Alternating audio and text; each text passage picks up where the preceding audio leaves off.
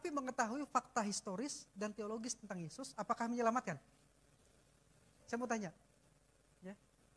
Apakah mengetahui fakta historis tentang Yesus dan makna teologis tentang Yesus tadi menyelamatkan? Fakta historisnya tadi apa? Sudah kita ulangi. Ya. Fakta historisnya tadi apa? Yesus lahir di Bethlehem. Kehidupannya menaati hukum Taurat dengan sempurna. Kematiannya untuk menanggung dosa-dosa kita. Kemudian kebangkitannya untuk pembenaran kita. Itu fakta historis sekaligus fakta teologisnya.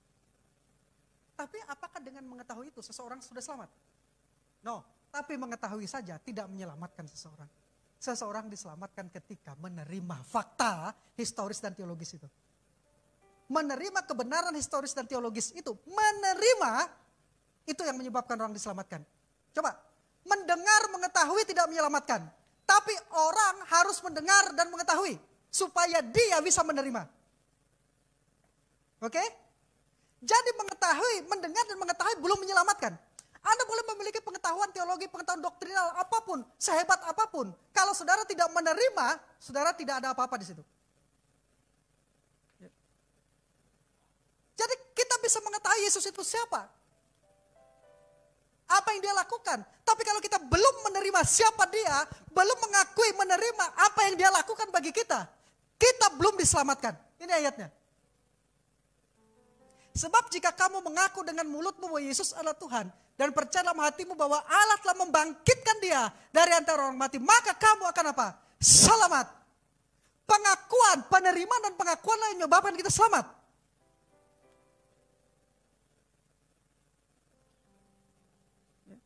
Jadi jangan berhenti sampai seseorang mengakui.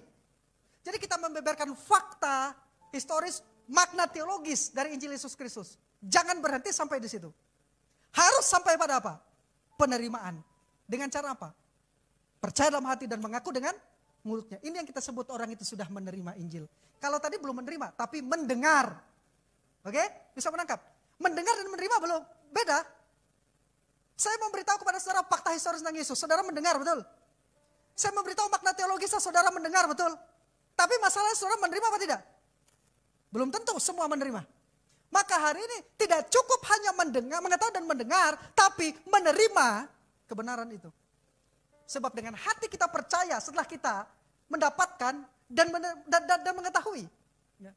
Kita percaya, lalu dengan mulut kita mengaku kita diselamatkan. Ya. Selanjutnya Rasul Paulus mengatakan, karena itu aku meyakinkan kamu bahwa tidak ada seorang pun yang berkata-kata oleh Roh Allah dapat berkata terkutuk Yesus, dan tidak ada seorang pun yang dapat mengaku Yesus adalah Tuhan selain oleh Roh Kudus. Dan itu pun kalau kita menerima Yesus dengan mengakui dia, setelah kita percaya dalam hati, kita mengakui dia adalah Tuhan, itu semata-mata karena Roh Kudus yang sedang bekerja di dalam kita. Amin. Sebab tidak ada seorang pun yang dapat mengatakan Yesus Tuhan, Yesus Juru Selamat, kalau Roh Kudus tidak menggerakkan dia. Ini yang harus kita ketahui, saudara. Jadi hari berbahagialah Bapak, Ibu, dan saudaraku, rekan-rekanku di sini, yang sudah pernah mengakui Yesus sebagai Tuhan dan Juru Selamat, sampai hari tetap mengakui dia, karena Roh Kuduslah yang bekerja dalam saudara, dan saudara sudah diselamatkan. Proses Injil itu sederhana seperti itu. Allah mengutus seseorang untuk memberitakan Injil, ada yang mendengarkan, orang yang mendengar ini percaya dalam hatinya, lalu berseru mengaku dengan mulutnya, Yesus adalah Tuhan dan Juru Selamat. Itu prosesnya, sederhana sekali sebetulnya Injil itu. Ya. Tapi itulah yang menyelamatkan kita. Jadi di sini tadi, karena itu aku mau meyakinkan kamu bahwa tidak ada seorang pun yang berkata-kata oleh Roh Allah dapat berkata terkutuklah Yesus. Jika kamu mengaku dengan mulutmu bahwa Yesus adalah Tuhan dan percaya dalam hatimu bahwa Allah telah membangkitkan dari orang mati, maka kamu akan diselamatkan. Lalu ayat yang selanjutnya, ayat yang ke-10, sebab dengan hati orang percaya dan dibenarkan, dan dengan mulut orang mengaku dan diselamatkan. Harus sampai pada mengaku. Oke?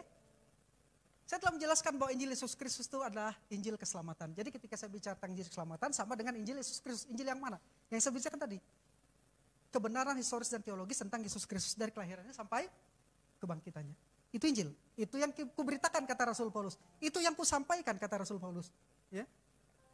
Nah, pemakaian Kristen untuk kata keselamatan juga penting. Injil keselamatan. Keselamatan apa? Tindakan alam Kristus yang membebaskan manusia dari kematian kekal dengan memberikan.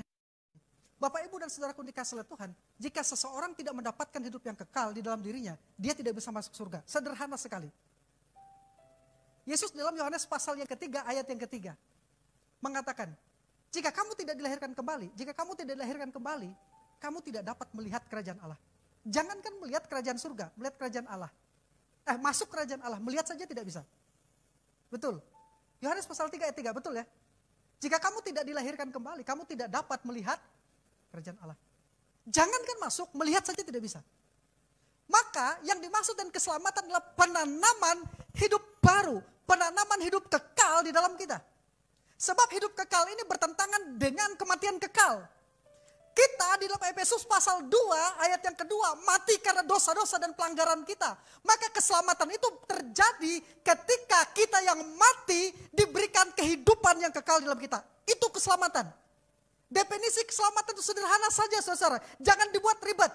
Menurut Alkitab yang dimaksud dengan diselamatkan adalah ketika saya dan saudara menerima hidup yang kekal. Pertanyaannya, kapan kita menerima hidup yang kekal? Pada saat kita percaya dalam hati dan mengaku dengan mulut, kita diselamatkan. Sama artinya dengan menerima hidup yang kekal. Dan begitu kita mengaku dengan mulut kita karena percaya dalam hati, kita diselamatkan menerima hidup yang kekal. Jaminannya itu kekal.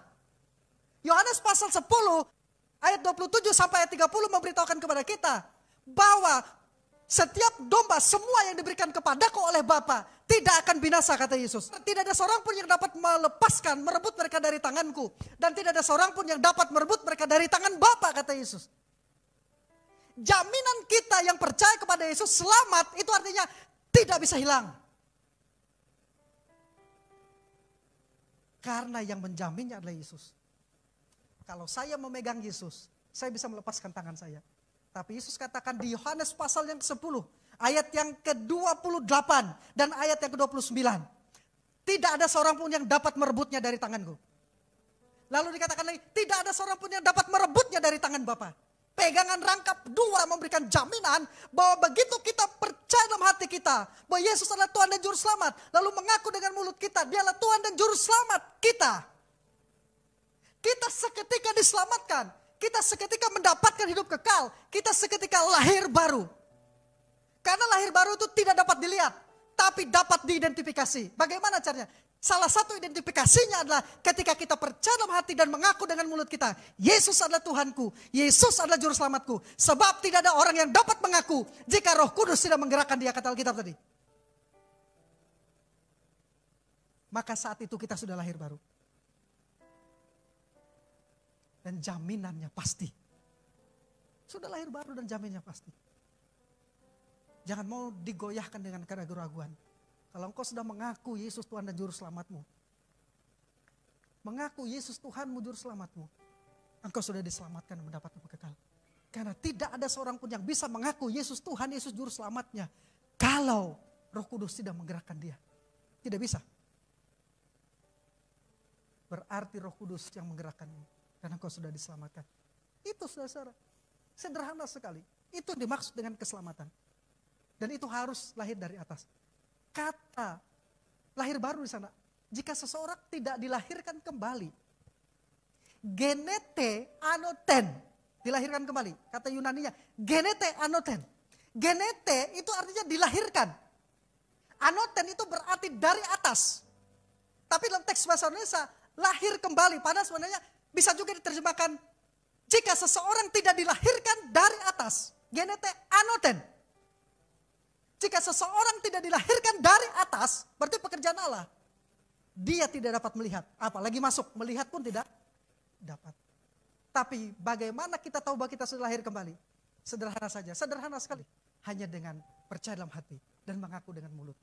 Sebab hanya orang yang digerakkan oleh Roh Kudus yang bisa mengakui Yesus Tuhan dan Juru Selamatnya.